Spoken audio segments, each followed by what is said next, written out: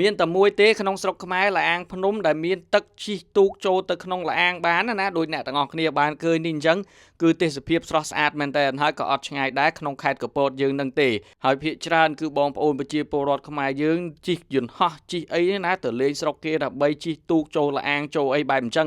ប៉ុន្តែអត់បានចាប់អារម្មណ៍ថានៅក្នុងស្រុកខ្មែរយើងក៏មានលាអាងភ្នំដែលអាចជិះទូកចូលទៅក្នុងលាអាងបែបអញ្ចឹងបានហើយនេះគឺជាភ្នំទឹកធំដែលមានទីតាំងនៅក្នុងភូមិអន្លង់ថ្ងាន់ក្នុងឃុំឫស្សីស្រុកខាងកើតស្រុកកំពង់ត្រាចខេត្តកំពតដែលមានចម្ងាយប្រហែលជា46គីឡូពីទីរួមខេត្តកំពតនៅហ្នឹងគឺគេមានទេសភាពស្អាតច្រើនមានតាំងពីស្ពានឫស្សីដូចអ្នកនរគ្នាបានឃើញអញ្ចឹងណាគឺធ្វើស្ពានឫស្សីហ្នឹងព័ទ្ធជុំវិញហើយក៏មានពុកម៉ែបងប្អូនដែលគាត់ជាអាជីវករលក់ម្ហូបអាហារនៅហ្នឹងច្រើនដូចគ្នា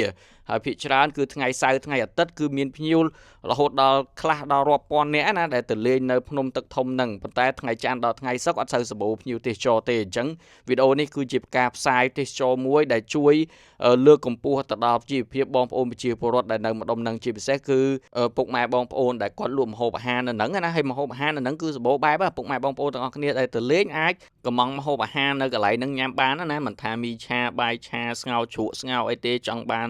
ជាប្រភេទឆាមន់ឆាអីក៏គាត់មានដែរនិយាយទៅម្ហូបអាហារសម្បូរបែបណាហើយបើសិនជាយើងញ៉ាំម្ហូបអាហារបែបនេះណាដាក់ជាមួយនឹងកម្ពុជាកូឡាទៀតគឺត្រូវមែនតើហើយសម្រាប់កម្ពុជាកូឡានេះគឺជាផលិតផលខ្មែរក្រមសហគ្រិនខ្មែរគឺជីបម៉ុងនិងខ្មែរ Beverages កម្ពុជាកូឡារសជាតិនៃភាពរីករាយគាំទ្រផលិតផលខ្មែរគាំទ្រកម្ពុជាកូឡាគុណភាពស្តង់ដារអន្តរជាតិហើយកម្ពុជាកូឡាដែលផ្ទុះការគាំទ្រក្នុងស្រុកទទួលជោគជ័យឈ្នះមេដាយមាសពីស្ថាប័ន Mong Selection ដែលបញ្ជាក់ពីគុណភាពខ្ពស់ស្តង់ដារអន្តរជាតិទទួលស្គាល់ហើយគ្រប់មុខម្ហូបរសជាតិឆ្ងាញ់គឺចាប់ជាតិជាមួយនឹងកម្ពុជាកូឡានេះឯងហើយសម្រាប់ភ្នំទឹកធំនេះភាគច្រើនពុកម៉ែបងប្អូនអត់សូវបានស្គាល់ទេអ្នកខ្លះគាត់ស្គាល់អញ្ចឹងទៅ